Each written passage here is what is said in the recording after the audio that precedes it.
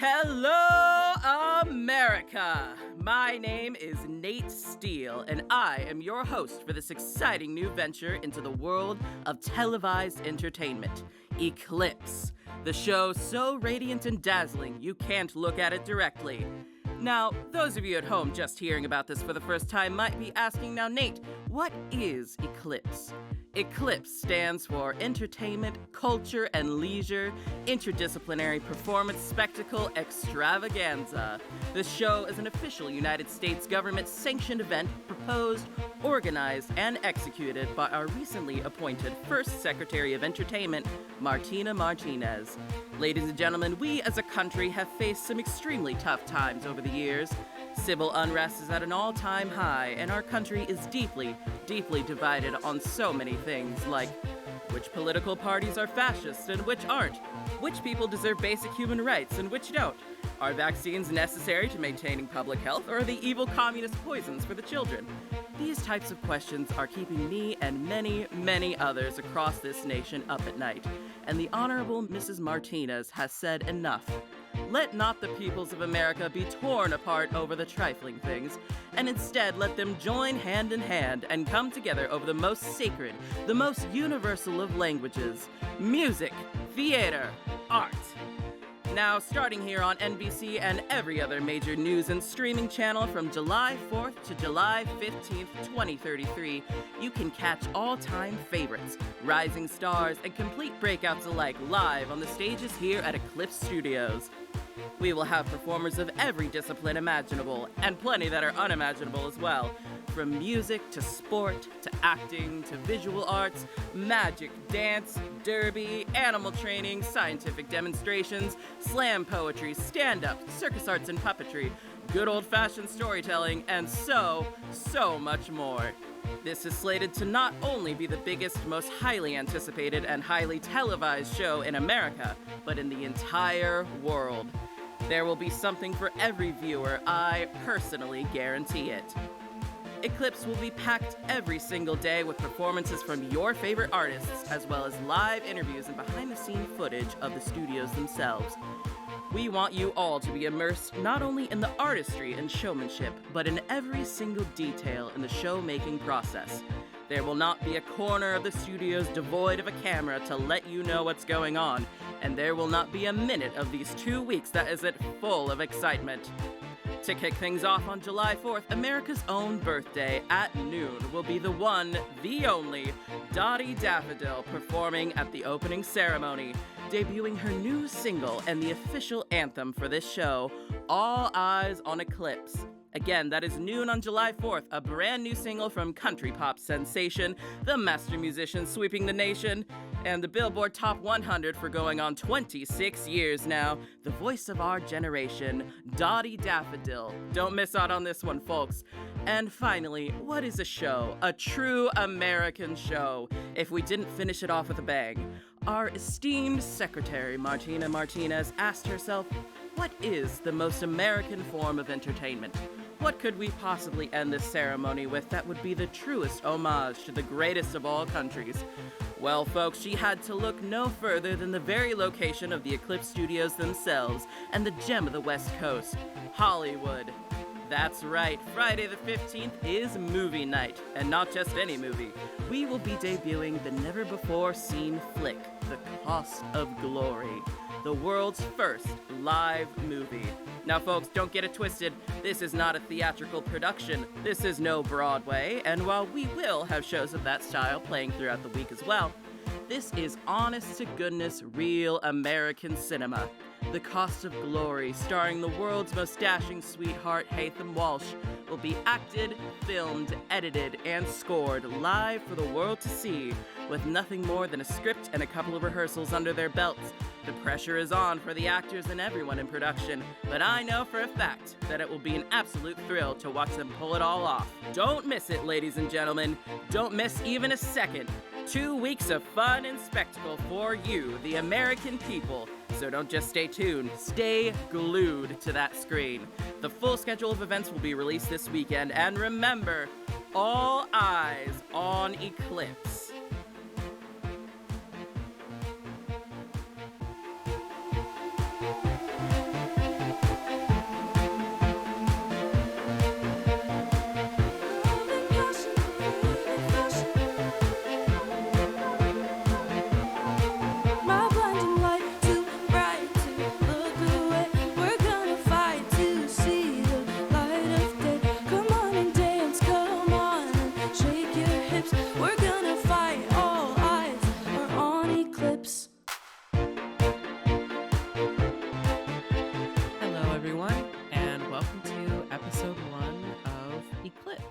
My name is Paper Gomez, they, she, he, and I am going to be the keeper for this adventure.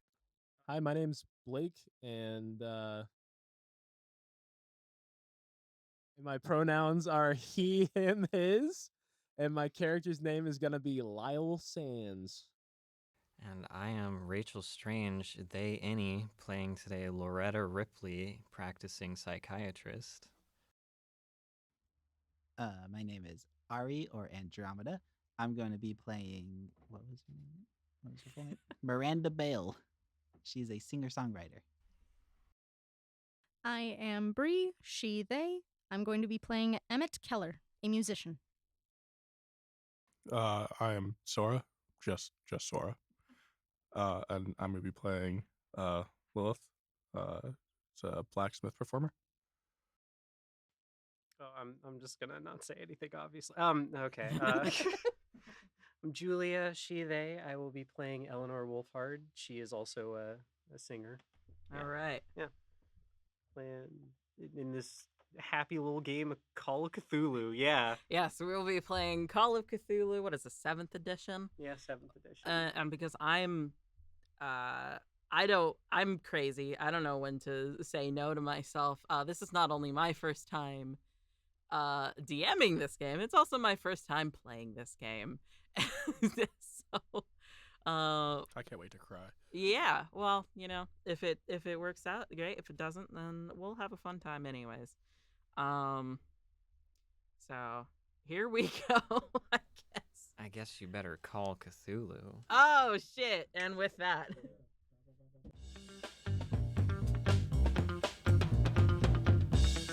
Good evening, ladies and gentlemen. I have here with us now Lyle Sands, surf prodigy. How are you doing tonight, Lyle?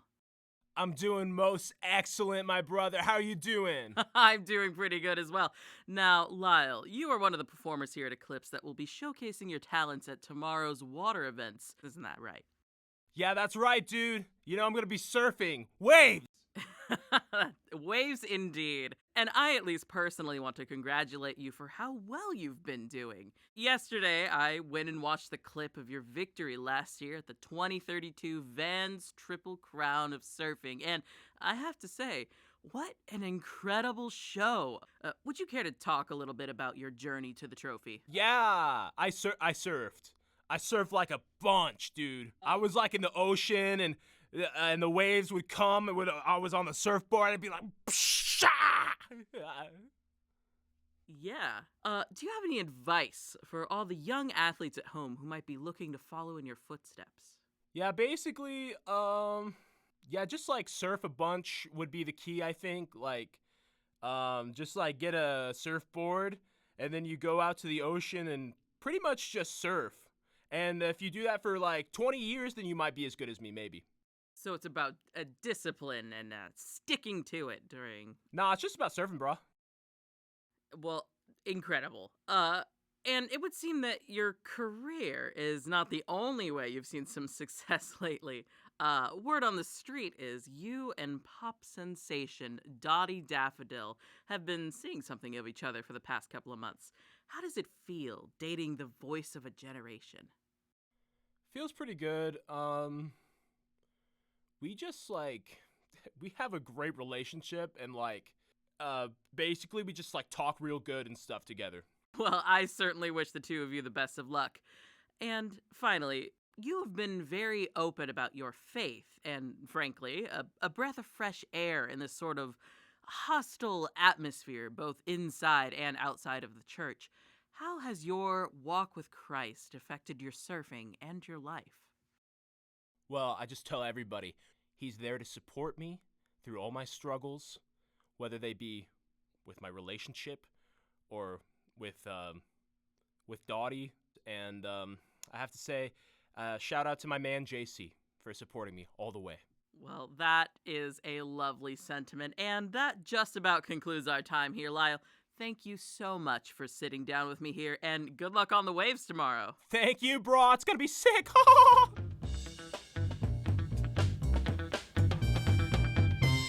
Day 1 of Eclipse.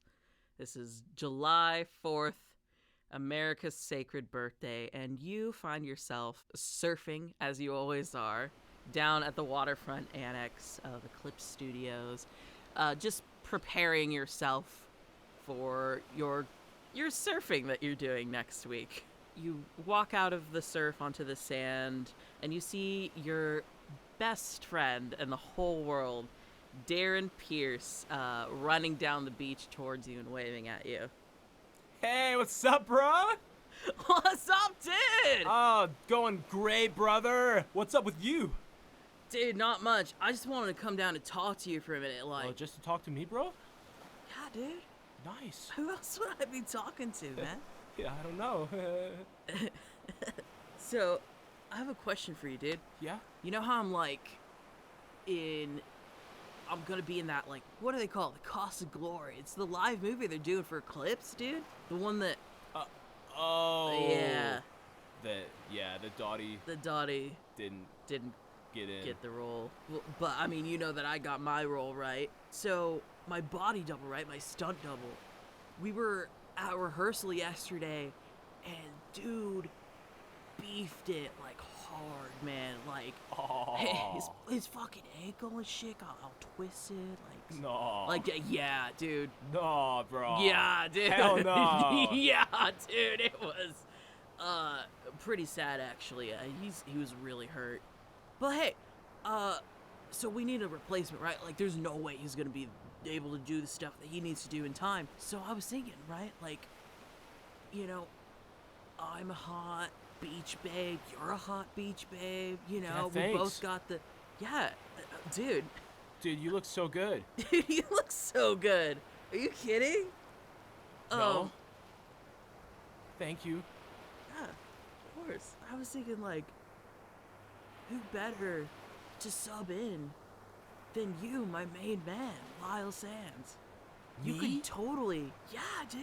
So what do you say? Like, you'd have to come to a few rehearsals between, you know, surf sessions, but... I mean, I guess I could help my brother out. Yeah, dude. Thank you so much, man. But, I just want to make sure that, you know, things would be cool with Dottie if he took this role. As he mentions Dottie, you are reminded of the fact that months ago, before the two of you even started your beautiful, almost 2-month-long relationship together, about 6 months in the past, she started vying for this movie role until...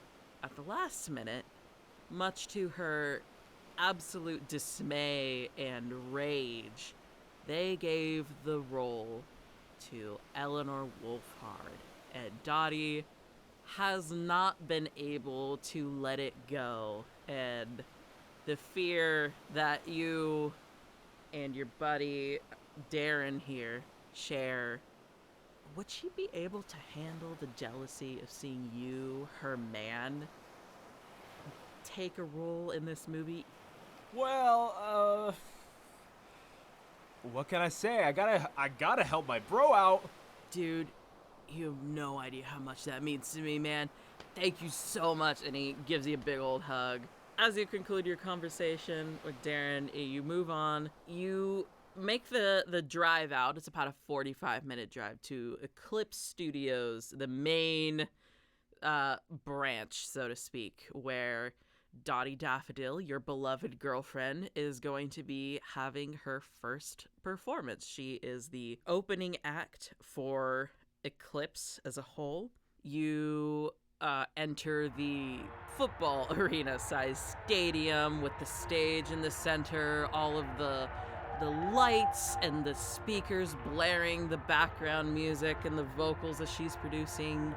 Leagues and leagues of adoring fans screaming her name, and you get the premier seat basically at her feet, so you can look up at her as she struts out onto the stage in a sparkly little red, white, and blue skirt crop top sort of combo.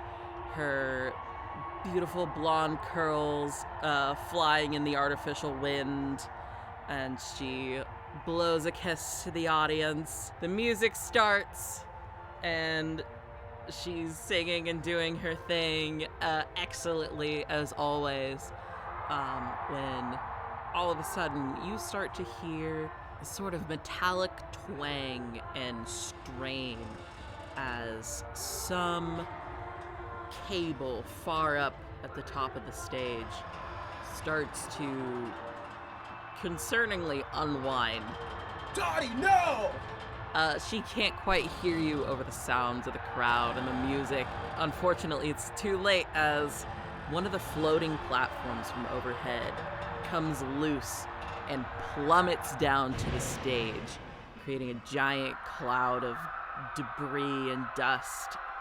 And the crowd erupts into screams. Some run out of the stadium, some try to rush the stage to make sure their beloved idol is okay, but not really getting anywhere because they're tripping all over themselves and panicking. All of the tech assistants jump onto the stage too. Some are screaming at the others to call ambulances while they themselves are not calling ambulances, and therefore it takes way too long for any of them to actually whip out their phones and start doing something about this situation. It's a mess. What do you do in this situation as your girlfriend's condition is unknown? I have to help Dottie. I'm gonna climb up on the stage, and I'm gonna lift the thing off of her. All right. Go ahead and give me a strength check then. Okay, I got 45 in strength. Oh, hell yeah! 40, brother! In a sort of like adrenaline-fueled just frenzy, you lift the corner of the stage. She is okay enough that she's able to pull her leg out from under and kind of drags herself to her feet. She's hopping around on one foot that appears to be injured somewhat, but maybe not broken. She seems to be as physically well as one can be after having a girder dropped on top of them. But she is very visibly upset. Tears are streaming down her face. She kind of hobbles over towards you and throws her arms around you and just starts sobbing. I almost died, Lyle. Oh my God, you saved me. You lifted the thing up. What happened? Dottie, babe, I don't know what happened, but you're safe now with me. Thank you so much. I can't. Who would let this happen? And she grabs her headset and rips it off of her and throws it to the ground. Ugh! I almost died because some fucking idiot didn't tie the goddamn platform correctly. Babe. What? I'm here for you. I understand your struggle. Ugh! I don't know. Someone is responsible for this. Someone, either through negligence or someone wanted to kill me. But I am going to find out who it is, and I'm going to take my perfectly manicured nails and I am going to gouge their eyes out. Jesus Christ. I can't believe this. What happened? Lyle.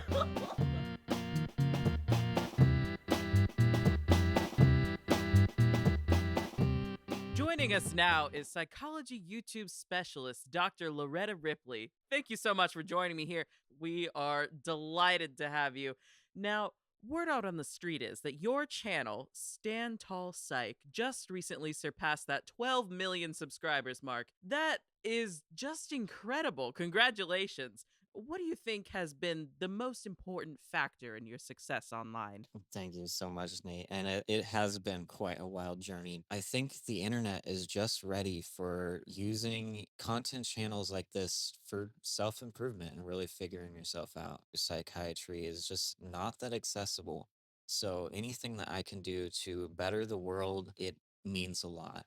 A lot of people turn to you and channels like you for guidance on how to live more fulfilling lives and how to better take care of their mental health. If you had to give out your number one piece of advice, what would that be? And I think one thing that everyone can keep in mind, even in the toughest times, is just that everything that's coming into your life, you are attracting into your life. Some method, be that conscious or unconscious. Going back thousands of years, the wise have always known this, and this is referred to as the law of attraction. You have to focus on bringing the reality that you want into your life. Wonderful advice. Now, really quick before we leave here, I'd like to give you a chance to give yourself a shout out. Are there any exciting new projects that you're working on that you'd like to point our audience towards? Yes, absolutely. We are publishing our first book, Attractive Possibilities, is coming out. And this has been pushed on my channels. We have a Daikamura coming out of me. How fun! We're releasing a collaborative channel actually with the surfer Lyle Sands and one of my longtime friends. No, we know I can't stand that guy outside of sessions. He's the reason I do coke. How much longer is this? Well, Dr. Ripley, it has been such a pleasure having you on tonight. And folks, be sure to check out Dr. Ripley's very own performance here at Eclipse on Tuesday night. It's going to be a fantastic show, I'm sure. Sorry, are you allowed to say Coke on the air? Do we have okay? Day 2 of Eclipse. You, Loretta, are in a script reading with your quote-unquote patient for your upcoming live show, Dorian Sinclair. Dorian is supposed to be possessed by a demon. And the content of your show is dissecting that, presenting the case to the audience. The stated goal is to try to bring some awareness to it, but you know as well as anyone else that it's just like a freak show, basically. Dorian herself looks a little less than impressed about her upcoming role. She's parsing through the list of symptoms, reading them off to you like, what is this, like paralysis, convulsions, change in weight and height, like super strength? That's not really possible, is it?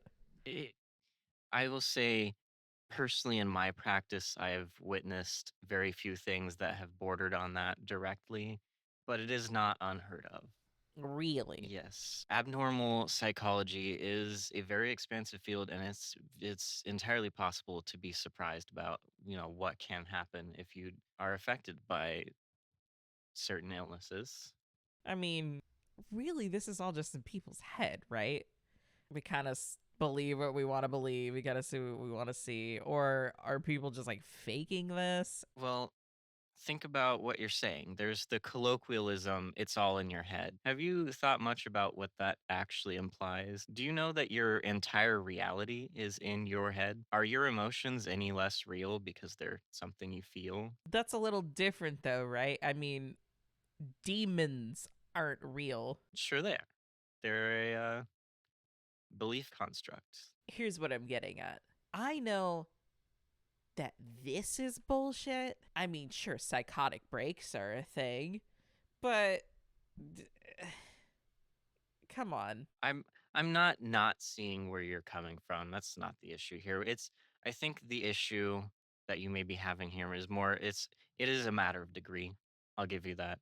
There is a little bit of this that may be played up to get people invested in these ideas. A lot of people tend to discount how important mental health is and how it can affect you. And we're just here to bring that into the public perception a little better. I guess. Better be worth it, though, because no one is going to take me seriously after this role. I'm basically dumping my career down the toilet for this, but this is the only thing I could find. Well, tell me about how did you get this role? How did they select you? And what do you know? Why are you here? Well, I've been putting out audition videos to literally anywhere I can find. Legit productions, Craigslist. It really doesn't matter. I think I accidentally submitted to a porn place once. That wasn't on purpose. Oh but like, dear. no one's really given me the time of day, but I guess these people were just desperate enough for anyone to look crazy for them that they finally picked me up. Notwithstanding, the reality is you did end up here. You accepted this role. Are you sure there's nothing about this that resonates with you? You mean, do I have like some personal demons that I'm just waiting to unleash on the world? No. I mean, does this interest you in any ways? Are you sure that there is no greater reason that you're here? Just food for thought. I mean, hey, if all else fails, I could just write a book about this, right? I'm sure all of us will be writing books about our time at Eclipse. As you give that kind of cheeky response, the door opens and in rushes in a very kind of panicked looking PA who looks at you. Dr. Ripley? Yes? I was told to come get you for the writing room. There's kind of a situation happening right now. We could use your consult. If you could come with me, please. Loretta, quickly out of the room, she offers a sort of rushed smile, well meaning toward Dorian. Dorian kind of waves you off. PA leads you to one of these writing rooms towards the back of the studios and opens a door, leads you inside.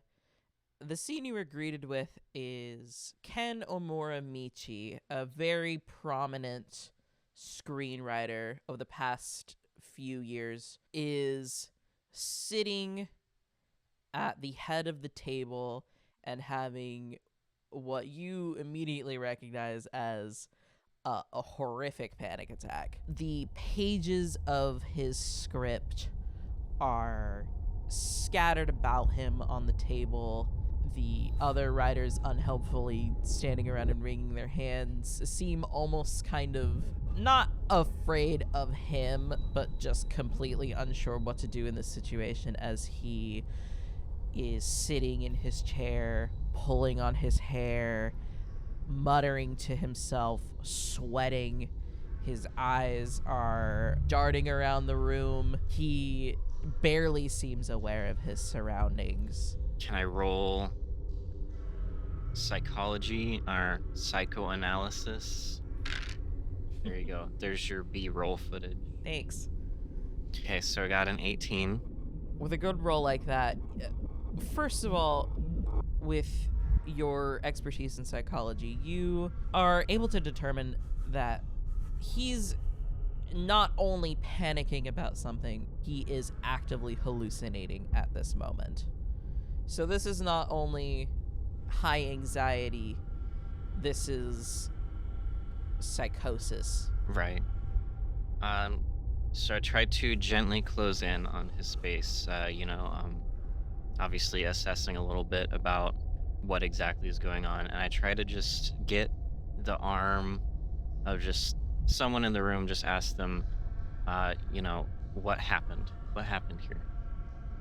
Well, he's, been a bit jumpy over the past few days. We thought it was just the stress of the production, but we were, just talking about the script and we were gonna go over the second act, and he just started freaking out. We don't really know why. Okay. As you are, specifically analyzing Ken's eyes, how about you roll me a spot hidden check? Okay. Spot hidden. And 9. Out of 25. Okay. As you're trying to get his attention, anything short of physically touching him is not getting a reaction out of him at all. He is very lost in whatever it is he's seeing. Gotcha. But interestingly, as you do get a closer look at his eyes, you see nothing in the room yourself, but reflected In the large dilated black pupils, you see, startlingly, an image of 4 hands grasping a single knife, holding it aloft. And as you kind of process that information, the medical staff finally arrive. They pry him from his chair and start to escort him out of the room. I hand my card off, and I just ask them to contact me. Yeah, we'll give him the card. We'll make sure he knows your information when he's calmed down a little bit. We're gonna take care of him. Okay, that's good. Folks, she's a little bit pop, a little bit emo, a little bit rock, and America's rising musical sensation, Miss Eleanor Wolfhard. Eleanor, how are you doing tonight? Oh, I am doing just delightfully, Nate. It's so good to be here, and can I say, it's so good to see you again. It is so good to see you as well. Now, we are currently riding the wave of your new hit album, Sensations. 4, count 'em, 4 singles reaching the top 10s, including Billboard's top 100 #1 hit, Blind to Us. Ooh. Eleanor, now, I know you've heard this a lot, but this new album, sensational. I mean, really, there's no other word for it. Tell us a little bit about what inspired you to write this album. It was the love of my life, my girlfriend. I wanted to really capture what all of the feelings of being in love are like. Both the good and the bad. You know, we all know that my music can be a little bit demure, but I really wanted to kind of break out of that and get a little bit angry, a little bit possessive, and maybe even a little bit, sad even. Now, Eleanor, in addition to being an accomplished musician, is also making her debut into the world of acting this Friday right here at Eclipse. You are set to play the mysterious and bold Cassandra Phelps, the esteemed and, dare I say it, coveted role of love interest to the world's heartthrob actor Hatham Walsh. But you are well known for being a proponent of love yourself, aren't you? People are thankful for your unabashed declaration of who you are and who you love. Aw, thank you. That's so sweet. Yeah, I mean, it wasn't what I would have initially picked. But I think it is important to show that people of all shapes and all sizes can play any role that they want. And even if it is a straight woman, I think I can show that I can do a good job, because it is our duty as those of the LGBT community to really show and really educate and really advocate for ourselves. Now, you've gotten yourself involved quite a bit in the world of activism. You've been very outspoken against the causes that mean a lot to you, and regardless of controversy or political differences, anyone would be hard-pressed to call you anything other than an altruist. Can you maybe point us all towards any causes that you feel strongly about? Well, as always, I have to point towards charitable causes, especially anything involving LGBT youths, as those are the ones who tend to be the most at risk. I would know. I was once an LGBT youth myself, if you could believe it. I would like to maybe shill my own my own charity, the Eleanor Project. We're going to be starting that up with me and my girlfriend, and it's a thing we've been working on for years to help disaffected LGBTQ folks in, let's just say, lower class neighborhoods, you know? That's beautiful. And tell me, how does your activism affect what you write in your music? Oh my gosh, I'm so sorry, Nate. For once, I am at a loss for words. It's just such a monumentous thing to even try to describe. It's just, I mean, it's in everything. It's in the words that I choose. It's in the themes that I choose. It's in the things I want to portray, because what I want the most is to really be seen by everyone for who I am and not anything else. Well, Eleanor, it has been an honor and a pleasure, and I will be keeping a very close eye out for you, not only during the Cost of Glory, but also for Thursday night's Music Fest, where I, at least, am very much looking forward to hearing you perform some of your music. Oh, I'm looking forward to it too. I'll see you all there. Day 3 of Eclipse. You make your approach through the front entrances, which is basically just a huge parking lot with the kind of velvety ropes in your way. Being sectioned off by these ropes are huge throngs of people. To your left, you see a group of protesters, all holding, just general anti-eclipse signage, talking about the negligent environmental impact of building these studios, safety hazards that have been rumored in the studio. Like, these people hate this production. There's many ethical qualms they have about why are we devoting resources to this instead of to these other causes. This is excessive. This is bad. I'm gonna turn to Ashton then and just be like, look, I support these people's like right to protest, but do we need to be worried about this, Ashton?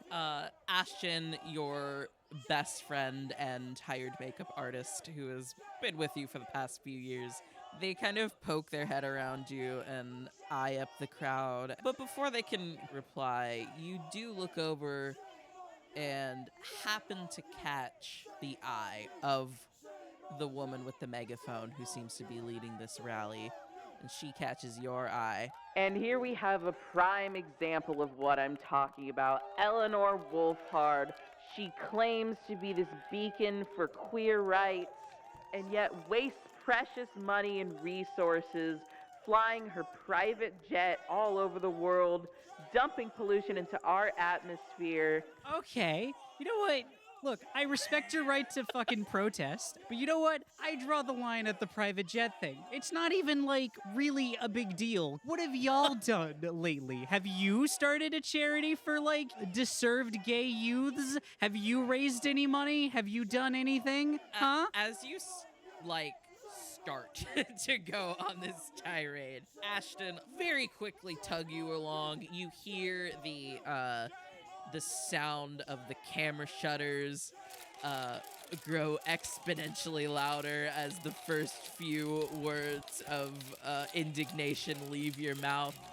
And they do kind of usher you quickly into the building before you can Actually say something actually really bad? make a fool of yourself in front of all of these people. I'm sorry. I shouldn't have let it get to me. I am out here trying to raise up my community, and these people would have you believe that I am doing nothing. And that I think that Listen. just Some people just get off on being mad about things. I don't think Right. you need to pay them any mind. right. You know what? I am going to be like extra positive for the rest of the day. Nothing is going to bother me. I am Go. going to be so positive, you know?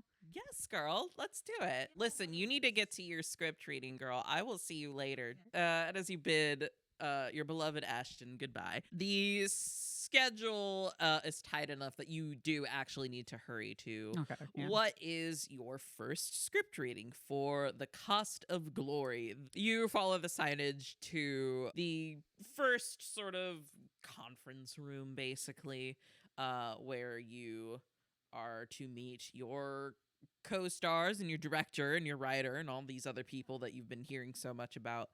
And you're a bit early. And the only person you find in this conference room waiting even earlier than you is your co-star, Hatham Walsh. You recognize him immediately. His face has been plastered all over flicks for the past few years now. He's, He's the the movie tall, star. dark, and handsome man of every. It's just like Tom Cruise, but taller, you know? Sure, I guess.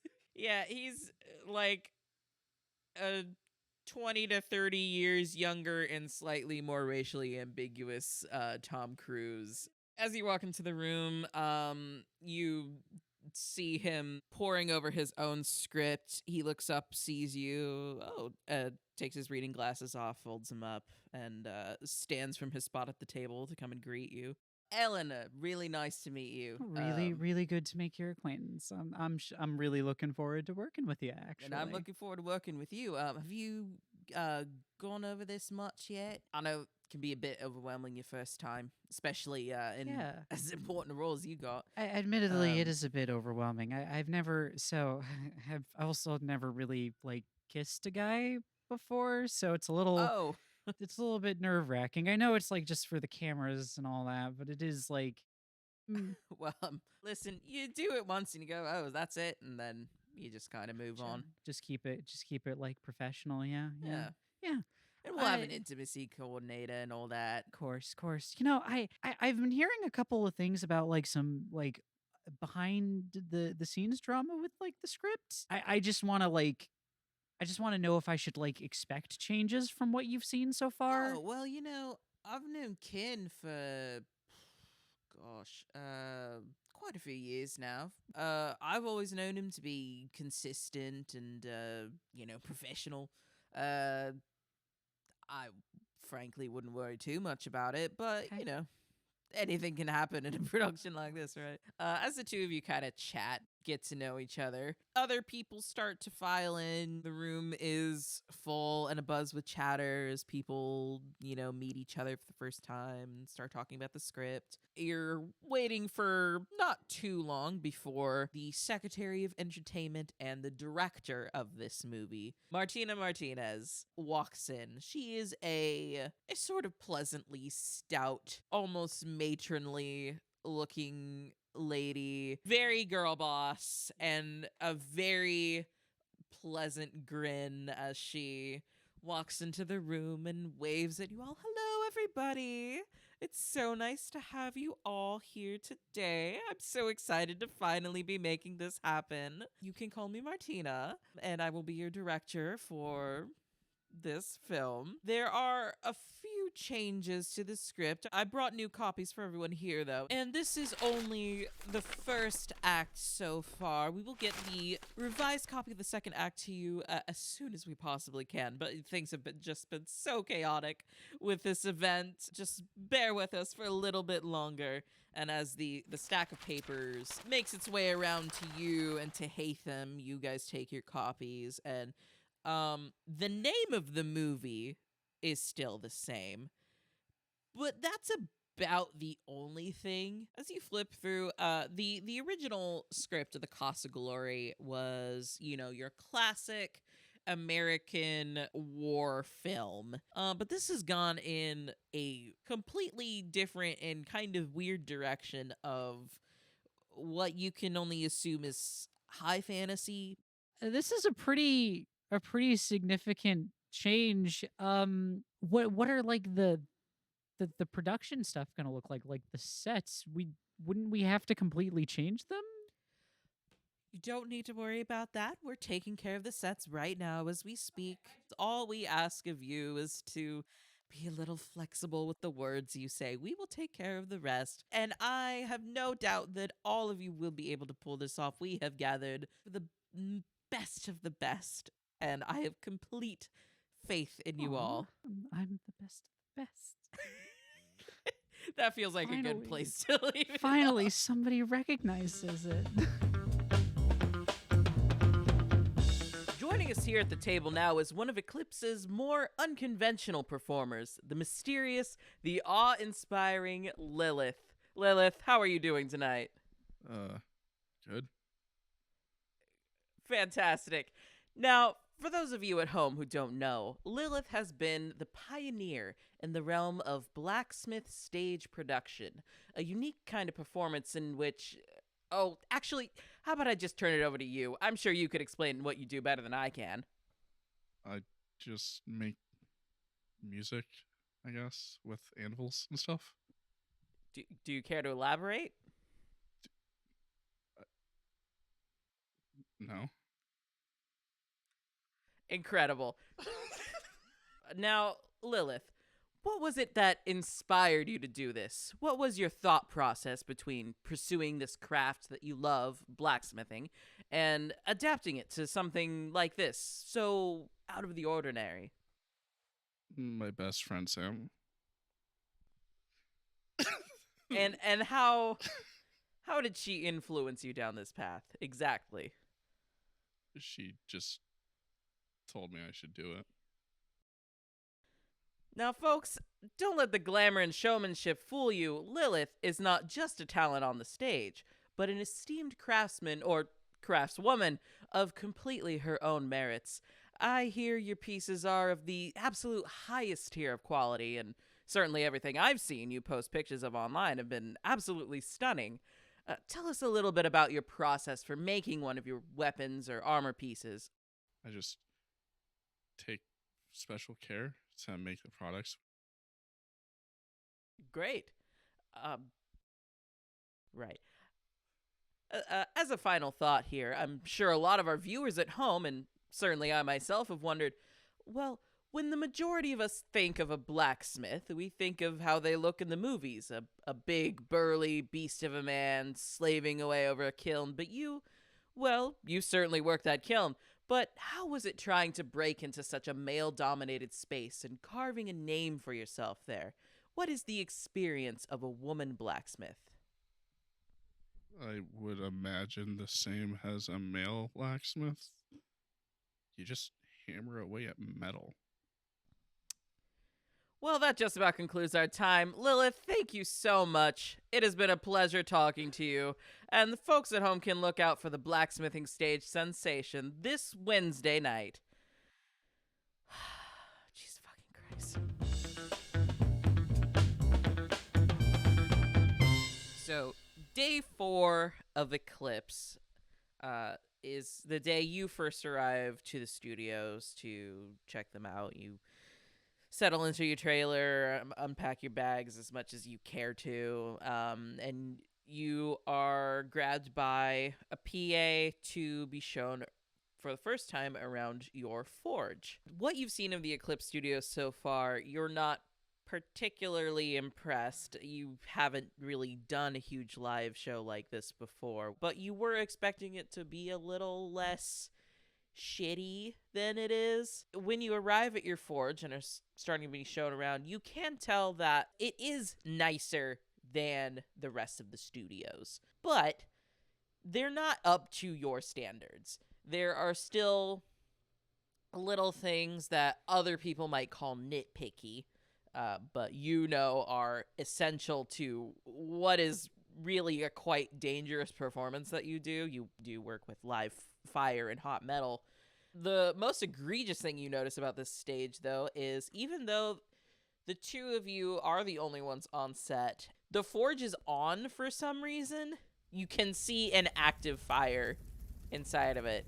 And in fact, you aren't the only people on this stage. There is a woman standing next to the forge, talking in a selfie video style to her phone, who is very clearly not supposed to be back here, holding a stack of papers.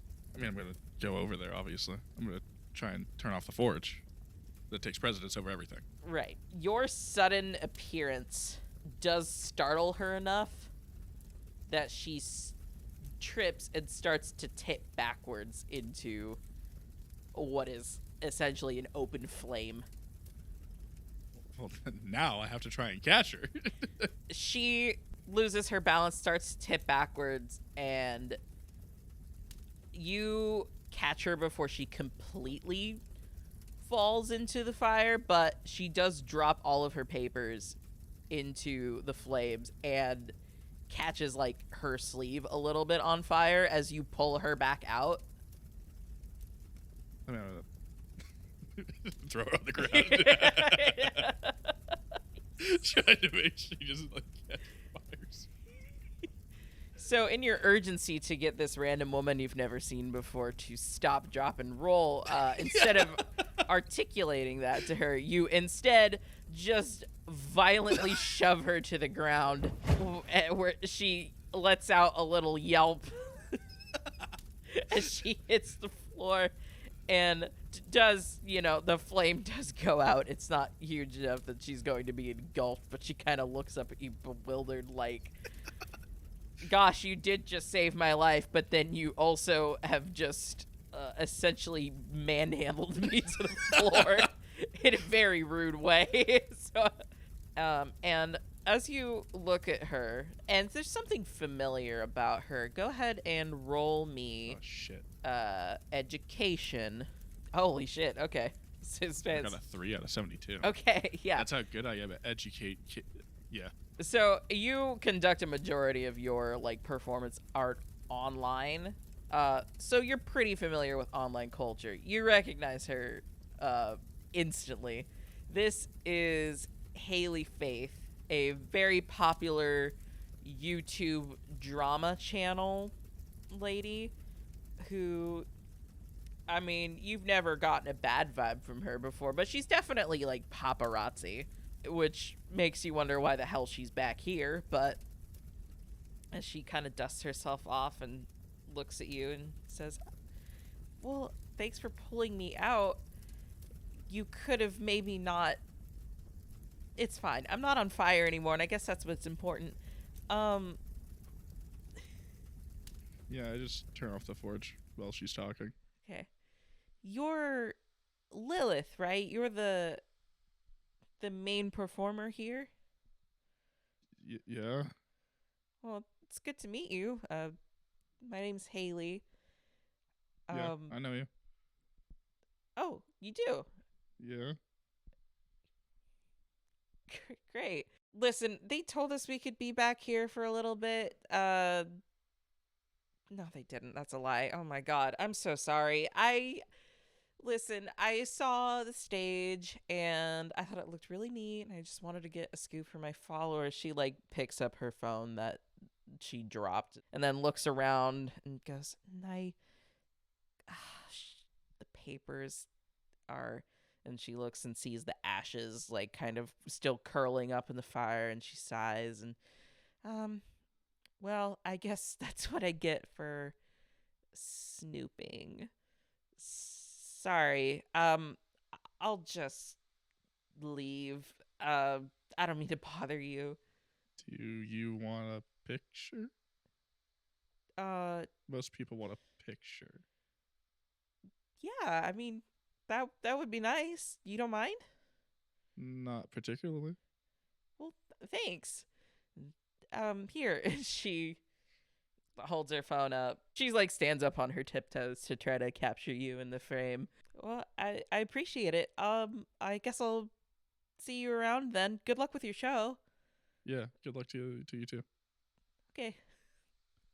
And she kind of awkwardly leaves. And as she leaves, and the PA is making frantic phone calls to someone that he can now yell at for leaving the forge on because it, again, wasn't his responsibility, but that was almost a lawsuit. You see your best friend in the world, Sam, walking up, pushing a cart of crates, which you don't currently know. She walks up to you, waves you down, kind of gives the retreating figure of Haley Faith a little like, what was that kind of a look, but doesn't really care enough to address it. Hey, Lil, so these aren't your normal materials. I just talked to the director lady, the Martinez. She wanted me to ask you if you would be willing to like do an impromptu like second performance for their movie thing that they're doing. I know that you don't like to do things like this last minute, but one, they gave us some really cool supplies. It's really nice shit. And then the slot that they gave you for your like actual show, it's like 7:30 on a Wednesday. I think that we would get more eyes on you if you did this like movie thing as well. Oh. I mean, okay, I guess. Okay, great, because I already told them yes. Fucking course you did. She cracks the lid on one of the supply crates so that you can look inside, and she is right. It's really nice stuff. Like a pretty significant portion of the production budget must have gone to this, as opposed to like anything else you have seen in these movie studios. It's the highest quality metals, the highest quality like fucking diamonds, materials. Minecraft. No, not as such, but there is like a gemstone that you don't have any reason to believe isn't real to fit presumably in the pommel or something like that. And there is a blueprint on top for the design that they wanted for this sword as the end product. All right. Well, I guess I'm making a sword. That's the spirit. Thanks, Lil. Yeah. Anytime.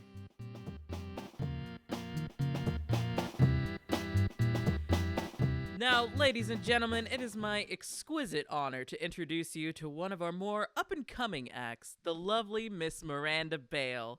Now, you at home might recognize her name as one of Billboard's top breakout artists, with her hit new singles Honey and Daydream cruising into the number 16 and 23 spots respectively. An incredible, incredible accomplishment for a musician's pilot album. Congratulations, Miranda. Thank you. I worked very hard on both of those songs. I write all my lyrics along with performing them. So it's really nice to see them get so popular so quickly. Now, there is so much I want to ask you about here, but first, just to set the stage, can you tell us a little bit about your music, your process, inspirations, your journey to this point? Just a little bit behind the scenes to the success of a rising star. Well, all of us have our secrets, of course. But I suppose most of the time my inspirations come from the people around me. Like a big inspiration so far has been one of my classmates, Emmett Keller. I think he's here too. We go on a lot of walks together after our classes and just kind of like bounce lyric ideas off of each other. So that was a lot of fun. That helped a lot, especially with writing Honey. Now you, Miranda, have had a very, very busy year, haven't you? Not only are you releasing your debut solo album, already with 2 incredible singles, you are releasing a second album as well, a collaboration with the violin extraordinaire and Grammy Award winner himself, Mr. Emmett Keller, who you just mentioned. Now, I know there is a bit more behind the scenes going on with Mr. Keller, and trust me, we will get to that in a second. But first, can you tell me a little bit about what it was like working with Emmett? How did your sort of creative processes match up for this album? He gets very focused on his work, especially when he has his violin. It's endearing, really. So us bouncing ideas off of each other is just kind of works well because as soon as you can give him an idea, it's like he's able to fit it directly into where it needs to go. You help each other see things you might not have seen otherwise. Exactly, yeah. Wonderful. That is so good to hear. And speaking of, a little birdie told me that you and Emmett are not just co-collaborators, not just acclaimed musicians in your own right, but recently engaged to be married. Congratulations, Miranda. That is truly, truly something to be excited for. Can we see the ring? Hold your hand out, dear. Let's zoom in here. Oh yeah, thank you so much. There it is. It's got a little fidget in the center, Oh, which I love so much. that is gorgeous. Wow, look at that, folks. Now, we here at Eclipse love a love story, so give us those deets. How did he propose? Any plans for the wedding? Is it going to be televised? Who will you be wearing for the big day? Anything you want to let us know, we want to know. Oh, I didn't think we'd get to talk about it. At least so soon. Let's see. I think the ceremony will probably be happening a couple months after Eclipse. He proposed. We went to the beach just a few weeks ago and just kind of like very casually mentioned it. Not even like the full show, get on one knee or anything like that. He just sort of like handed me the ring and brought it up as an idea. Well, Miranda, it has been a pleasure. And on behalf of everyone here at Eclipse Studios and all of our viewers at home, we would like to give you one last hearty congratulations. And we will be seeing you live on Thursday night for the debut performance of your matrimonial album, Scarlet Daydreams.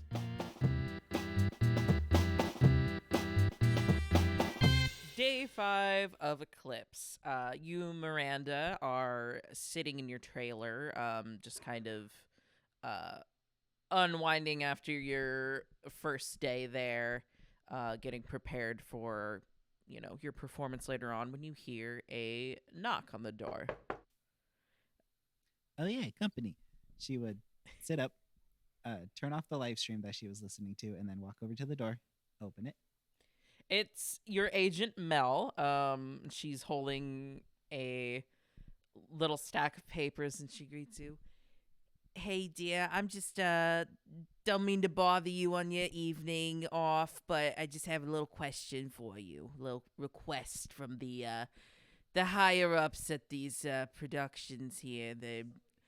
They're wondering if you heard about the movie they're doing, right? The war flick or whatever it is. They want a song for the second act, and they just handed me some lyrics to hand to you, see if you would do it. What do you say? You think you could fit it in your schedule? I suppose I could try. Yeah. I'm kind of surprised that they just don't use like, one of those songs that's in every movie or something like that. I don't know. They seem really hell bent on bringing in as many original acts and original works as possible, but it feels like they are making more work for themselves and for us, of course. But well, if it's an opportunity, you're gonna get your payment, and you'll still get a credit even if you're not the one singing it in the movie itself. And royalties. I'll get you royalties. Sweet deal. And she holds out her hand to take the papers. All right, there you go, dear. Thanks, And Melly. as you head back into the trailer, you look over your lyrics, and how about you go ahead and give me a sanity roll? A sanity roll. So yeah, I imagine she reads over the lyrics. She'll sit back down before starting to read them. And as she's like holding it in one hand, her mouse in her other, as she tries to bring up the podcast again, her eyes just kind of like glaze over. 72 out of 55. Okay. Yes, as you sit to read,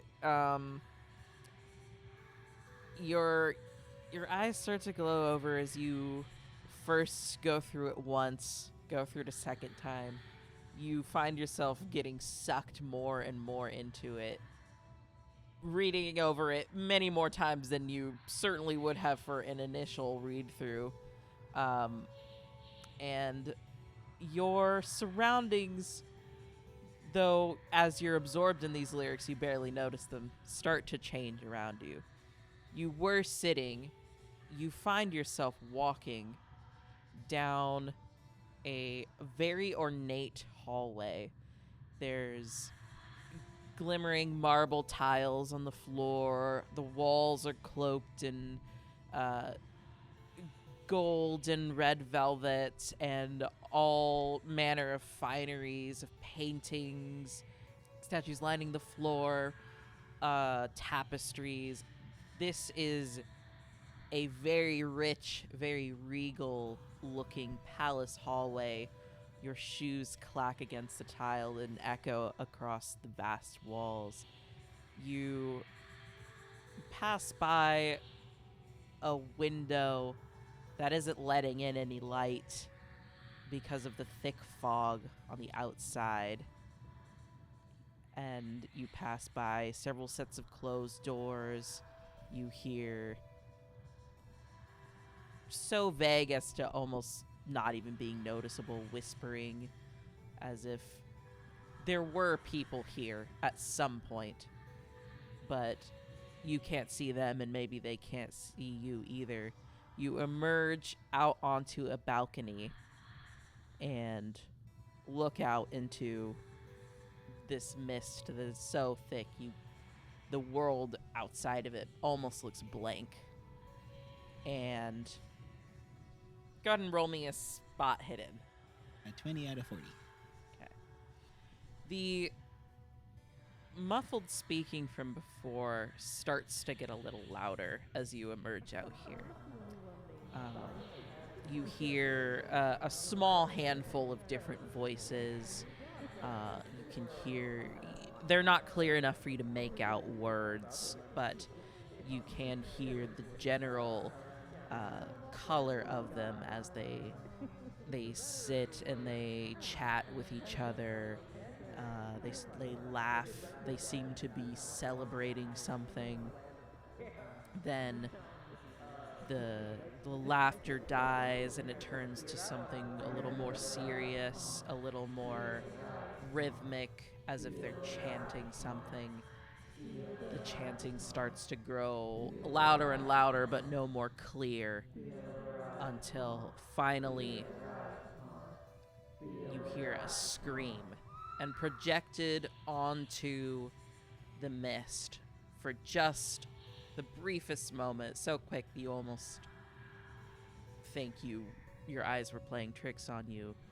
You see the image of 4 hands holding a knife aloft.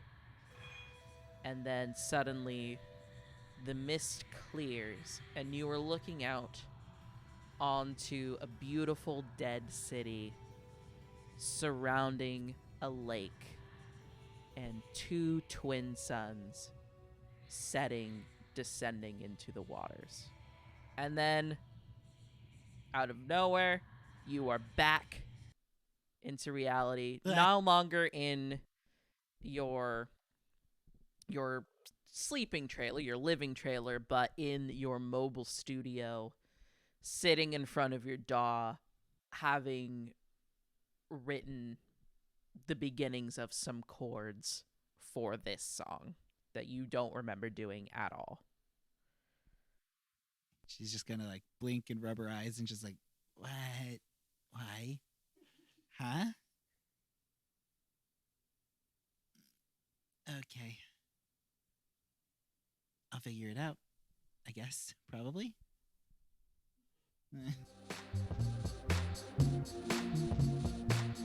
Now, folks, last but certainly not least, we have ourselves a real treat. I would like to extend a warm welcome to Grammy Award-winning violinist and musical wonder, Emmett Keller. Now, Emmett, you have had a truly prodigious career over these past few years, but you truly set the stage with your most recent album, Adrift in Solace, and secured yourself that coveted Album of the Year award.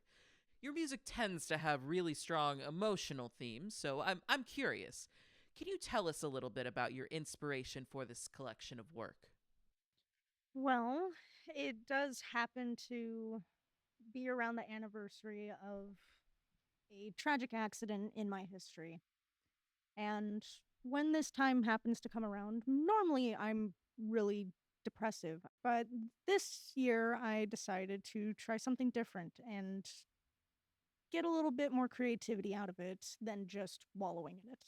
Turn that pain into art, and I am sorry for whatever tragic happenings occurred, of course, but you really got something beautiful out of it. Now, two of the most remarkable things about your musical library are your wide wanderings through genres, as well as your use of the violin. What was it about the violin that grabbed your attention and inspired you to apply it over such a huge variety of music? Well, in direct reference with that tragedy, it aligns with my mother, who taught me how to play it. The violin that I consistently use has been hers. It's old, it's damaged, I keep repairing it, but it's something that brings me comfort when I have it. It's not just that it makes me think of her when I play it, but it feels like she's there on the stage with me still. Now, you are actually planning to do something very, very exciting here this week, isn't that right? I am, of course, referring to the live world debut of your brand new album, Scarlet Daydreams, happening on Thursday night, right here on Eclipse's very own Music Fest. But, of course, you're not alone on this venture. Your album was made in collaboration with the up-and-coming singer-songwriter star Miranda Bale. Now, while I can see how you and Miss Bale could have some common ground musically, there is such a wide gap in both your musical stylings and experiences that I'm curious. Can you tell us a bit of what to expect musically here on Thursday? We know one another through classes through my mentor, Tobias. She happened to enroll a while back, and I've been with him since I was young. And when it came to her music taste, it felt refreshing when I first heard it. It's an experimental time. You know, my music repertoire is very melancholic, deep in emotion, and every once in a while there is an uplifting song. So with this album, I wanted to try and have a childlike wonder looking into these feelings and try something new overall. Well, I certainly look forward to hearing that. Now, Emmett, in addition to this new album, you and Miss Bale have another exciting announcement recently. Care to tell our audience what that was? We got engaged. Yes, that's right. Congratulations, Emmett. And can I just say, one man to another, excellent job unlocking that down. Excellent job. I'm sure the world is wondering right now, though, between musical collaboration and marriage, what made you look at Miranda Bale and think to yourself, yeah, she's the one? When it came to before the collaboration, when we first started talking to one another, I realized that not only is she very different from me, which is exciting when you're meeting somebody new in general, but she has a fresh way of looking at life despite, anything that's happened in the world, anything that actively is going on. And it was refreshing when I decided to go on a walk with her one day and just honestly listen to her and see how differently she saw things from me. She's a very happy person, and frankly, I need that in my life. What a lovely, lovely sentiment. Now, I'm afraid that's all the time we have here on this particular segment. It has been a thrill talking to you. And remember, folks, you can catch Emma and Miranda's debut album right here on Thursday night. Good evening, and all eyes on Eclipse. Day 6 of Eclipse. You are with Tobias, who is going over one of your performance pieces. You're flying through it, but all of a sudden, you do hit a sour note, though you're certain that your fingers were in the right place this time. And Tobias has you stop and holds his hand out. Here, let me see that for a second. Grabs the instrument from you. He, slides his fingers across the board, bows a few notes, and he hits that same note and goes back into rest position with a sigh. It's that wolf again. I mean, no matter how many times we sand it out, it still seems to want to come back. I know.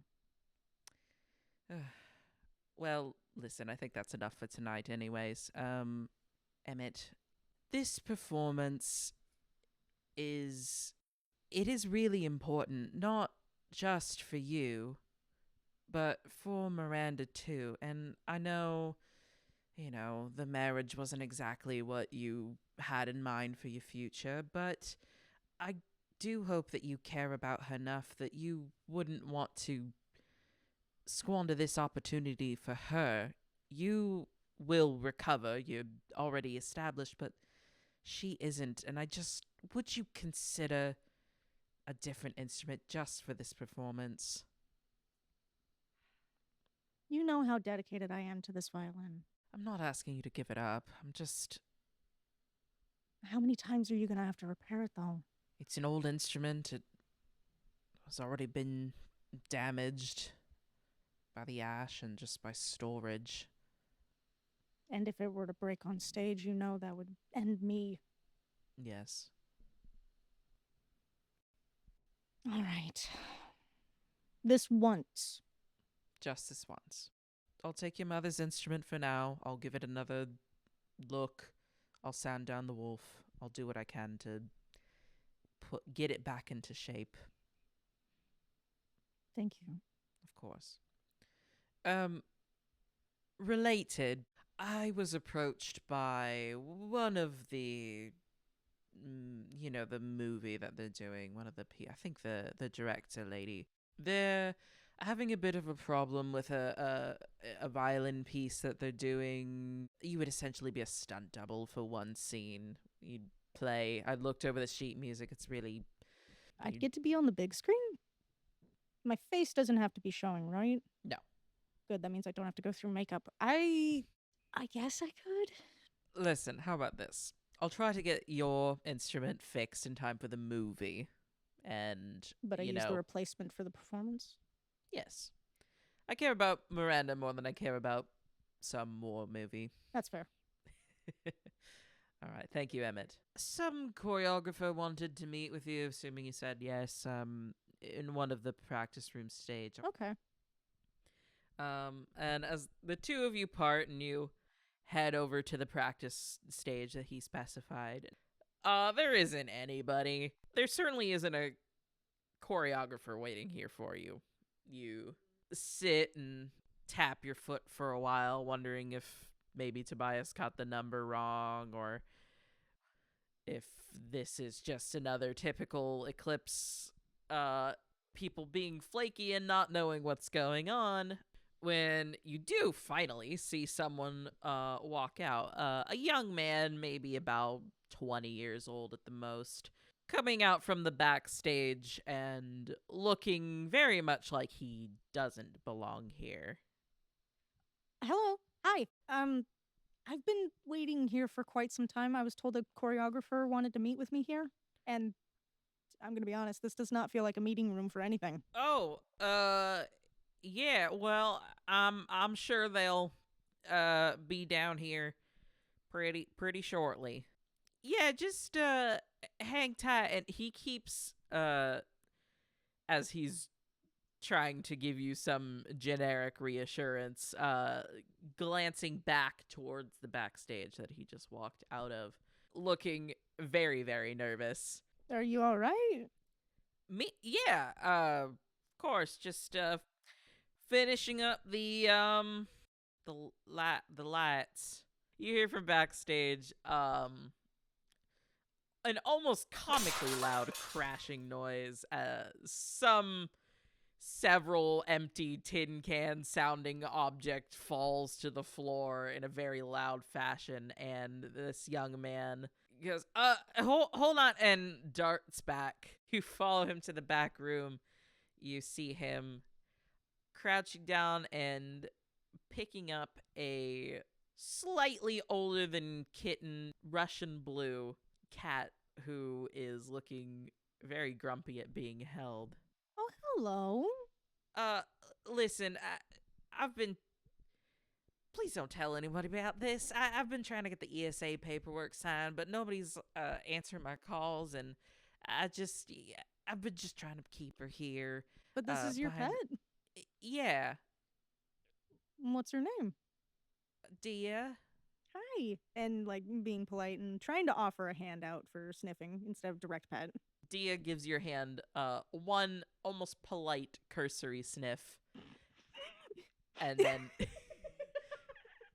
and then completely ignores you. Aw, sassy little thing, huh? Yeah. Well, what's your name? Colby.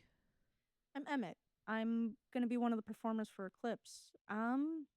If you'd like, I have a whole private trailer. I could maybe set her up in there. That way you don't have to worry about her running around in here. Emmett, thank you kindly. I'll take you up on that. We'll get her food and water set up.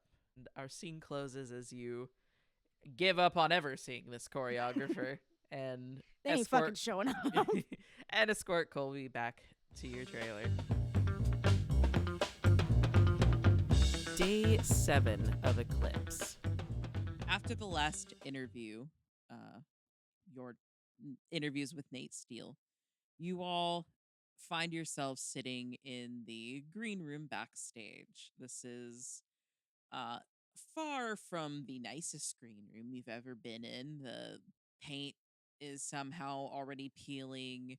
The couches got holes in it, and it's just kind of generally uncomfortable. There's a pot full of stale coffee on the table behind you, but you find yourselves taking a minute to breathe anyways in this environment because you all have been so unprecedentedly busy up until this point, and you find that none of you have anywhere to run to immediately right now. So you're just taking a breather while you have no obligations to be anywhere right now. You're just it's kind of that tired, zoned out feeling where you just are staring at a wall for a bit, just content. to be My natural state. Yeah. Dissociation. dissociation. Exactly. You're all dissociating in the green room. We've earned it over the past couple days. Well, I just think it is really great to, meet you all. It's really good to see like some of the people that I'll be working with. At least I assume so, or some of the other fellow like creators out here. I don't know about you guys, but for me, it's just been like a lot of like staff mostly. I haven't really had a chance to talk to any of the other people who were invited here, at least. And I just personally think that that's such a shame. I feel like the staff have been dodging a lot of their responsibilities, let alone talking to us about anything we need to prep for. I've mostly just gotten to talk to Mel, and she is a handful. I mean, I'm trying to spin it a little bit more positively, but yes, I have noticed that too. At least I would hope that there's like some other like the things keeping them for the most part. I don't know. I heard oh right, your girlfriend was nearly crushed. Is she okay? Yeah, she's doing good. I'm Eleanor Wolfhard. But by the way, I realized I forgot to introduce myself. If you all would like to introduce yourselves, since Yeah, I'll go first. Yeah, my name is Lyle Sands, and basically, I like to surf. That's kind of like my shit. And yeah, that's pretty much the gist of it. And I'm dating Dottie Daffodil. Good to know. It's wonderful to meet you, Lyle. My name's Miranda Bale. Evan and I are going to be partners, I believe, mostly for the movie stuff. Like, we're going to be working on a lot of the soundtrack, as far as I can tell. So that'll be Oh. interesting. Do you mind if I like actually like contact you later? Because I just want to like look over like some of the sheet music for like the melody so I can get started on practicing it, since it's just such a tight time frame. I'm also just really excited to work with you on that, because honestly I've followed like at least a little bit of your music here and there over the past little while. It's very, very fun. I very much enjoy it. Oh, I'm so happy to hear that. Yeah, we can absolutely like. I need more people to look over this because the lyrics are so strange. They feel disorienting. Wasn't this supposed to be like a war movie? Is that like intentional, or like I'm honestly not sure if this is supposed to stoke heroics or if we're supposed to make war seem eerie, because these lyrics really are. What are the lyrics? Miranda unfolds the sheet lyrics that she's been carrying with her and hands them over. No, I could see how this could work. I mean, I assume it's like a did like maybe it's like a folk song or something. Like I could see this, like if you put in like some like kind of like Irish fiddle, maybe Let me it see. could work. Just hand it over to you here, Lyle, if you would like to see. I guess no harm. I think. Lyle rolls for reading comprehension. This looks like it's like written in Russian or some shit. I It's can't read upside it. down, dear. Okay. There you go. Casilda song. Along the shore, the cloud waves break. The twin suns sink. You don't behind the need to lake. read them out loud, buddy. It He's might not really into hurt it, to though. do so. I can't though. read unless I read it out loud. See, Lyle, being a regular customer of Loretta's, she can confirm that Lyle has no inside voice. A lot of people have the ability to like imagine themselves reading things. Lyle, in particular, just does not have this ability. I'm just so happy that you want to share with us, your inner dialogue. You try way too hard. What do Okay. Songs that the Listen, I am not trying hard at anything. I'm just trying to keep positive, songs because that the quite you frankly, hate. this entire thing has been a bit of a Hades. mess, and I feel like the only way that we are going to get through this is if we just, just knuckle down and get through it. You just said you were trying. So Yeah, it just kind of proved my reminds me of point. like a Soldier Boy lyrics or something. You, I love that shit. Here you go. You can have these back. I'll get in contact with you.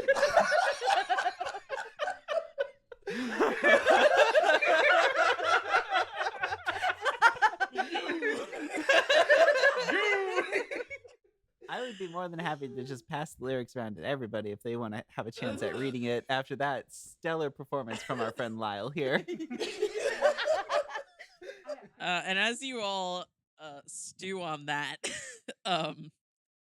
into the room comes storming in a staff member based on his garb, but not one that any of you have ever met before. A tall, kind of gangly, thin black man with short cropped hair and a prosthetic leg.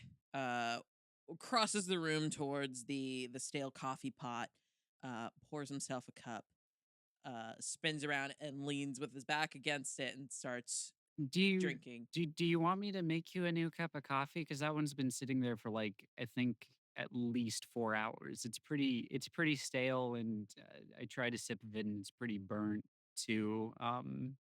Yeah, it is. I wouldn't try to make a new cup of coffee. I tried and the thing almost caught fire. Oh, good. No, why would we need a coffee maker in the green room? That's cool. I love that. Super cool. He dumps the coffee into the sink. So, since you're the first worker that we've seen in about an hour, how are things going? Is anybody coming? Oh, probably not. Were you expecting someone to come? What are you guys waiting? Are you guys waiting for They told something? us all to wait here like an hour or two ago. Like we've been. You guys were all the interviewees, right? With Yes. Yes. Yeah. Okay. I don't think you're doing anything else. I think you're like. I figured we'd shoot good. like some B-roll or something at least. Or at Is least it like just... a discussion about this so and forth highly anticipated movie we're all going to be in. Oh, I don't really know. I mean, I'm just the tech guy. They call me when well, I guess today my job has been Nate Steele's little errand boy, but normally my job is to just fix the equipment when it breaks. Interesting. How often has that been happening? More often than you would think. I mean, you can just kind of tell that this was slapped together. Did they just not like plan any of this? It feels very impromptu.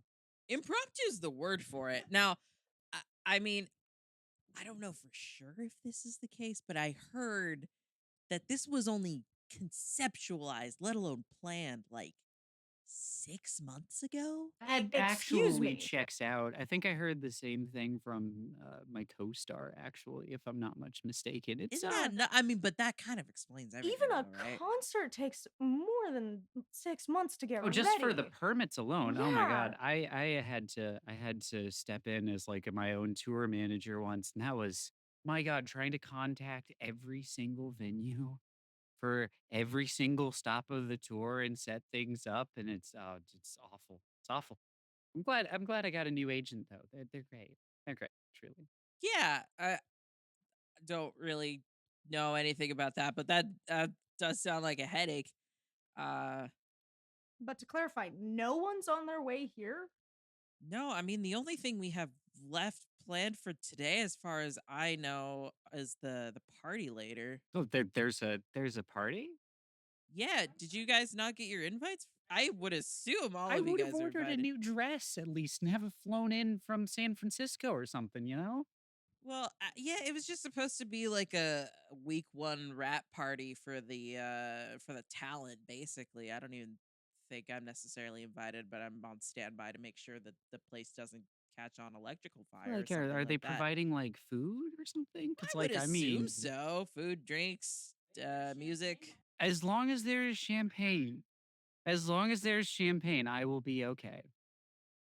I'm sorry. Listen, it's been a little bit stressful. I think every gal deserves to cut loose a little bit with a couple of drinks of champagne. I don't blame you. I see why Tobias carries a flask on him during these events. I mean, I wouldn't go that far, but you know, champagne's good.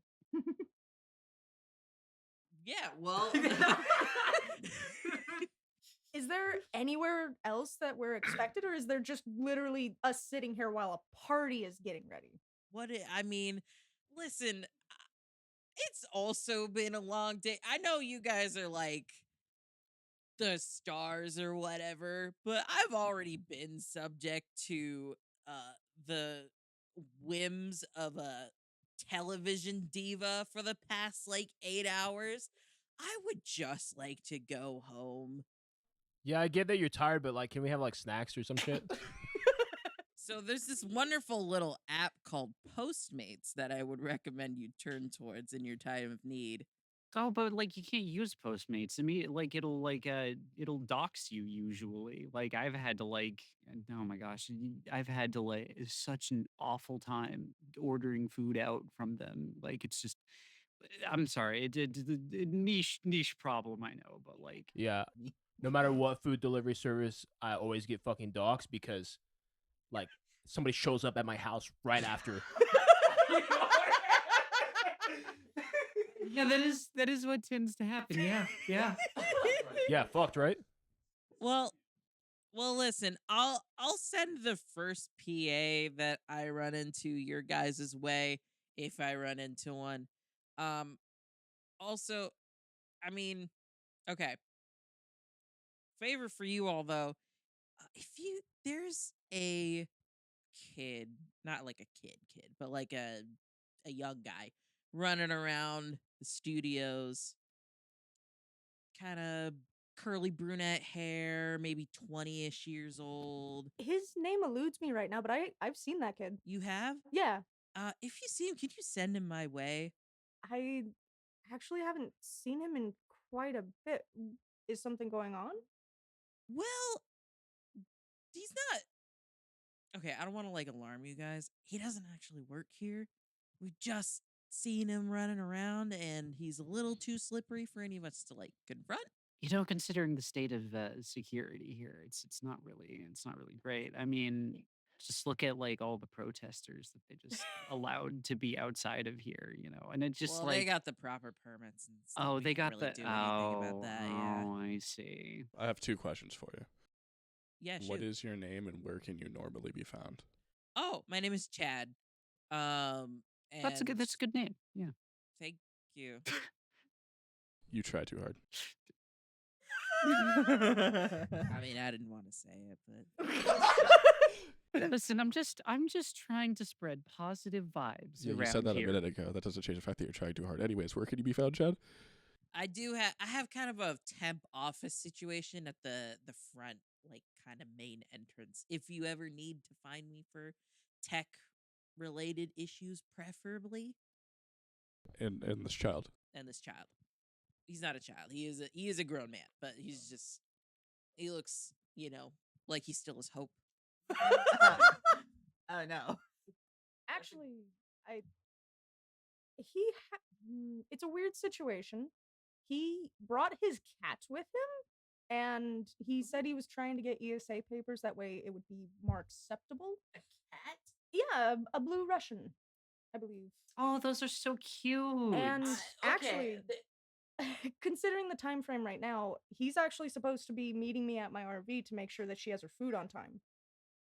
If we get to my RV, we could probably get to him. Yeah, if you wouldn't mind. Yeah. That would be great. Thank you. Didn't realize I was helping somebody in trouble. I mean, there really definitely for sure shouldn't be a cat running around the studios. Okay, I would much rather give it to somebody who actually works here and take care of the problem. I didn't realize I was helping a problem. Yeah. I don't blame you. That's totally fine. I just saw, okay, yeah. So, studio, cat, let's go. And Chad kind of pointedly ushers you towards the door to lead him away. Emmett is happily leading the way with Miranda in tow beside him, and just, I can't believe I helped somebody stow away. I thought I was being helpful. I thought I was doing good. You're always so helpful, so it's understandable. And who knows, with these kinds of new venues, people just kind of like thrill seek and they sneak in to see how long they can hang out until someone's like, what the hell are you doing here? Especially with like the protesters from earlier, a couple of them slipped by security too. Anyway, here we are to my RV. He pops it open and goes to step inside, and what the hell? Everything for her is gone. She's gone. Well, that's okay. I guess, I mean, the kid got paranoid. I guess. I'm sorry. I'll try to keep an eye out for him and see if I can get anybody's attention that actually works here. Yeah, thank you. I appreciate it. Guess let's just go back to the green room. I Living room? really Well, don't want to go back So, there. so you guys have no obligations until this party that you're now all know exists and are invited to. So, Well, I have a scheduled call with my girlfriend, so I gotta do that. We just have to keep in touch. It's really important. so you call her. Yeah, I'll call her. Call like, hey babe, hey Violet, how's it going, hun? Eleanor. Oh, it's going fine. I just put my latest project into the kiln. We're just waiting to make sure it doesn't explode. Oh yeah, I know how that goes. How's San Francisco treating you, babe? Oh, a dream like always. Let me tell you, this entire event has just been something else. There were protesters outside of the venue too. Protesters? For Yeah, they were what? calling me out specifically. It's just, it was really scary actually. But What were they calling you out? What were they I don't know, protesting? something about like jets, and something about I don't know, being like a bad queer icon, which I don't know how I could possibly be doing that. Some people just can't be satisfied.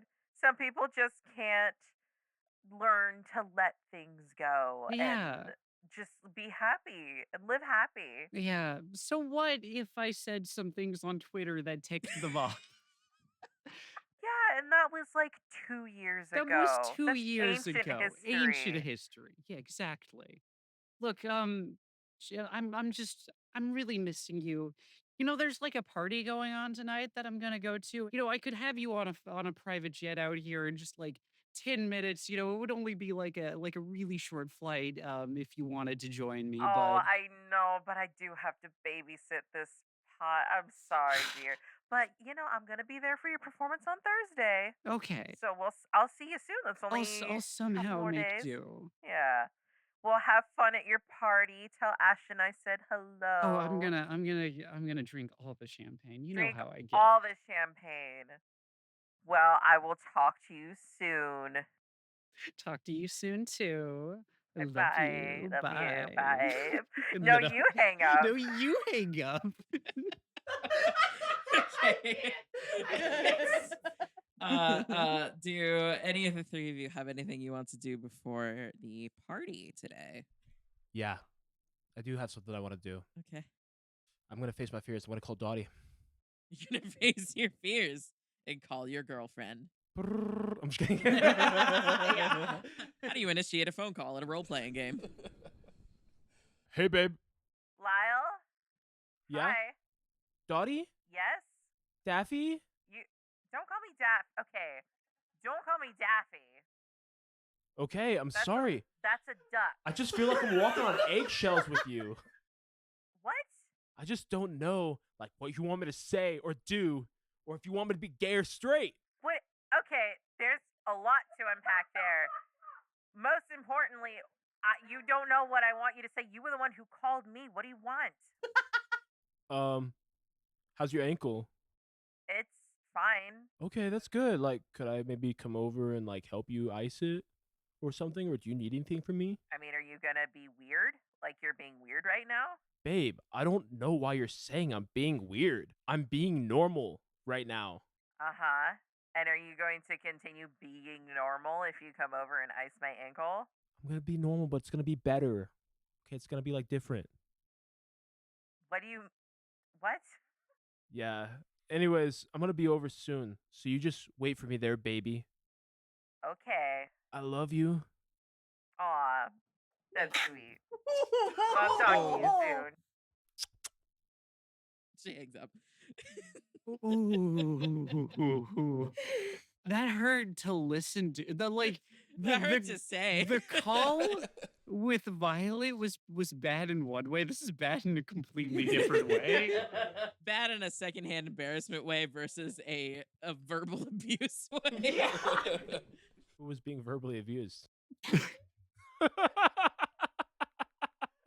The listener. Oh, the listeners. our listeners. That one was for you. Okay, real quick. Loretta or Lilith, anything for the party? Just in between reviewing, client packets in the trailer, as Loretta does, keeping to herself, she does find time to send a text message of her own romantic variety to her husband waiting on their singular phone call of the week. In just a few words, she says, sorry, can't make it tonight. There's a party. And a single response, 2 letters, okay. A few minutes later, how about tomorrow? And she responds with nothing. She forgets to respond.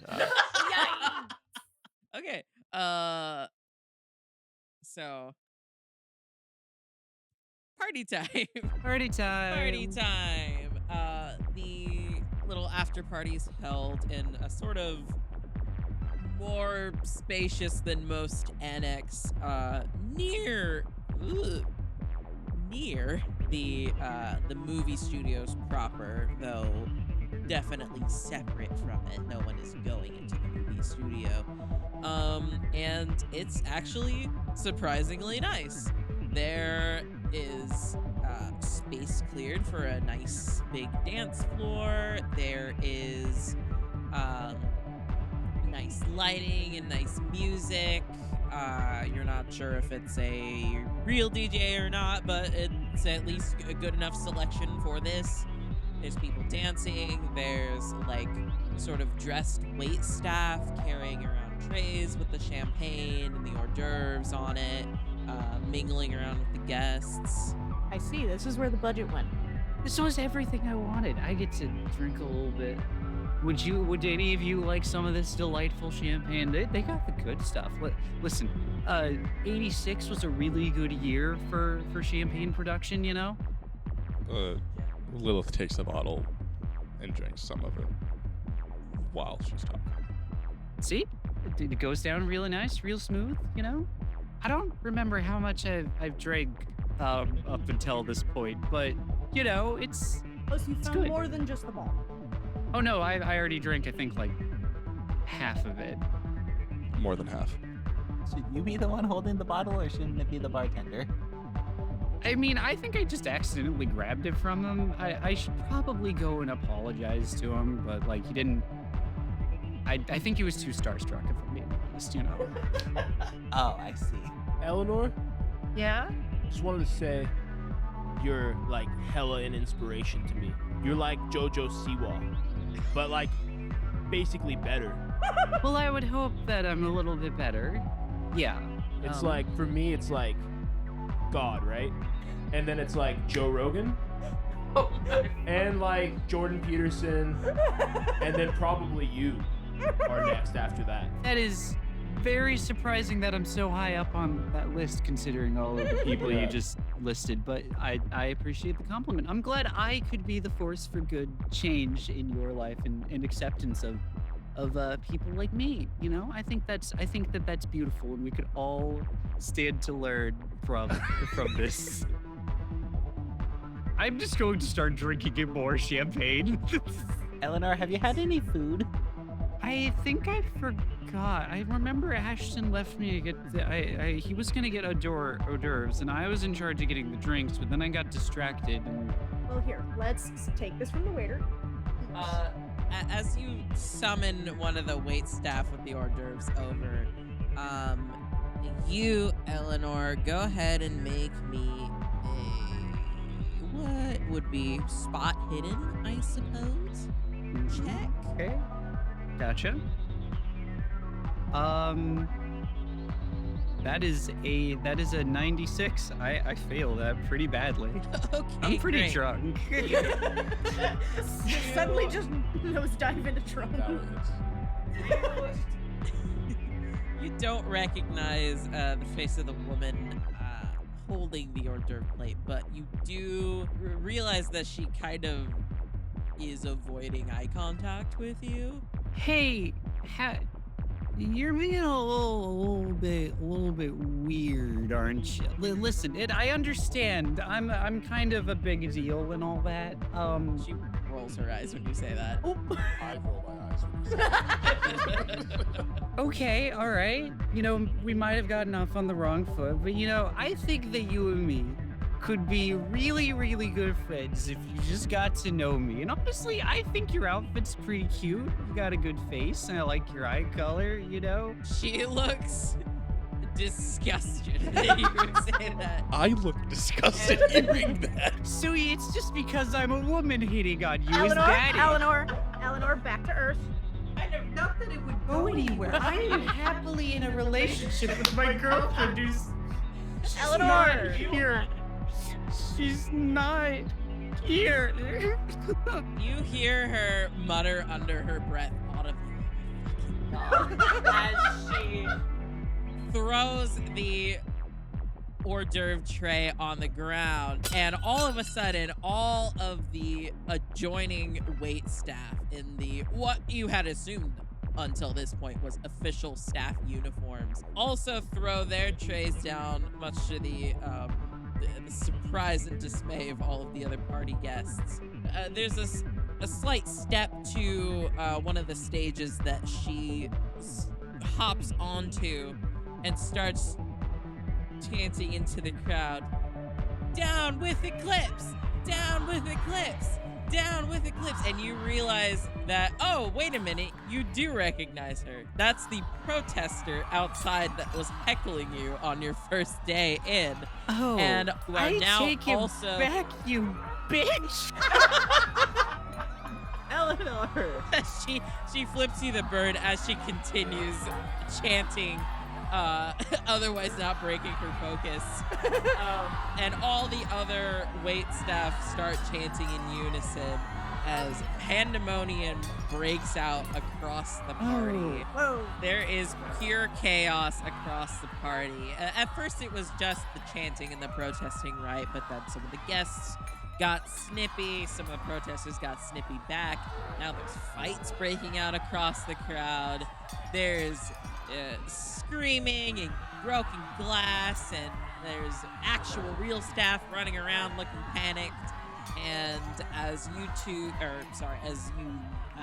six all kind of find each other and seek to, find a little oasis of calm across this now horrible catastrophe that's happening, you see the cat, the little Russian blue Kitty! dart across the edge of the party and slip through the doorway towards the movie studio proper. Wait, that was the cat from earlier. Oh, is that really? If that cat is here, maybe that other guy is here too. Well, I'm all for following it. Let's get the hell out of this room. I would like to think actually this is where I just first walked into this party, fashionably late, having taken too much time to dress to the nines, and is not immediately clear to me what's going on, because to me this is just what parties for the lower class look like. Yes, electronic music, yes. Electronic. This must be moshing, as they call it. So you follow the group, I hope. So I stick with the only familiar faces. Clearly they must be engaged in something. Excellent. So as you follow, none of you are fast or sober enough to catch up to a cat. Fast and or sober enough, I should say. Lyle, I thought you were a surfer. Why are you not able to catch this thing? This is not water. This is land. Cats actually famously don't like water. So if I were to chase a cat into the ocean, that would be pretty fucking cruel, don't you think? That would be so cool. You are making a lot of sense, Fo. You see, little glimpses of a little blue tail flitting about as it does actually leads you to the movie studio proper. Now, this is the first time that you, or really, as far as any of you can tell, anyone has set foot into the proper movie studios. It's cordoned off, and also no one seems to be allowed in it. You've never seen people come, you've never seen people leave. Even you, Eleanor, the leading lady of the film, have never seen the inside of the studio before. So this is quite the novel event as you find it unlocked. You walk inside the dark studios. I don't think we should be here, guys, but also I don't know any other places we could go. Well, if there's another stage disaster, I'd rather not count us or that cat on that list. So let's grab it and get back out. Agreed. Oh, man, my head's starting to kind of hurt, guys. Oh. It's a little too dark in here to kind of see the broader structure of the studios, but from the little glimpses of light that you do catch, you do find that, oh, this is where the budget is. This is all the nice structures, the nice carpets and stage sets and all of that. And you, Miranda, I mean, you can't tell for sure, but you do see a lot of gold, a lot of crushed velvet, a lot of luxury. I'm gonna have to agree with Eleanor on this. I don't think we should go any further in. It's kind of giving bad vibes. You see the cat looking out of the curtain that is closed over the stage for the live set. And the cat's fur, similar to how you saw it the first time, is completely standing on end. Is it poofed at us or at the curtain? It's poofed at whatever it is seeing through the curtain. As far as I can tell with pets, that means it's very cautious as to whatever's in there. I'm gonna walk up to the cat and open the curtain. As you open the curtain, everyone please make a sanity check. Oh, son of a... Okay, I succeed. My sanity is 75. That means I can meet or get below 75, right? Mhm. Yes. Okay, cool. It just looks different. Sorry, let's keep... And, oh, sorry. Sanity check at a hard difficulty. So it will be actually whatever your half value of sanity well, then I is. fail. Can you round down so it'll just be 37? Be 37, yes. I got a 77. It doesn't matter what half of I 52 is. I just barely missed it by 10. I SPC? So, raise your hand if you failed. I'm the only Yes! one that succeeded. That's What? exactly what I was fucking Why- hoping for. Why does that always happen? Why is it I'm the one who does the thing, and then I'm the one who's okay? So what do we do about that? Does that mark anything? Yes. Okay. You all are going to take, is it 5 points for temporary insanity? Oh god, yes, it is 5 points You for all temporary are going insanity. to take a hit of 5 points Oh of no! sanity, except for you, Sora. As you open the curtain and look out into the seats where the live studio audience should be. Is it a dead studio audience? The emphasis on live studio audience. On a live studio audience. I was joking. The ghostly, screaming in torment faces of the population of a dead city sitting in the audience and leering at you as you all look out. So, what happens? Because now you're in control of, like... Well, that's where we're gonna leave off on this first session. Okay. We will see you all next time on Eclipse, I guess, is gonna be the name of this show. Insert podcast Insert name podcast here. name here. Let's go the fuck home.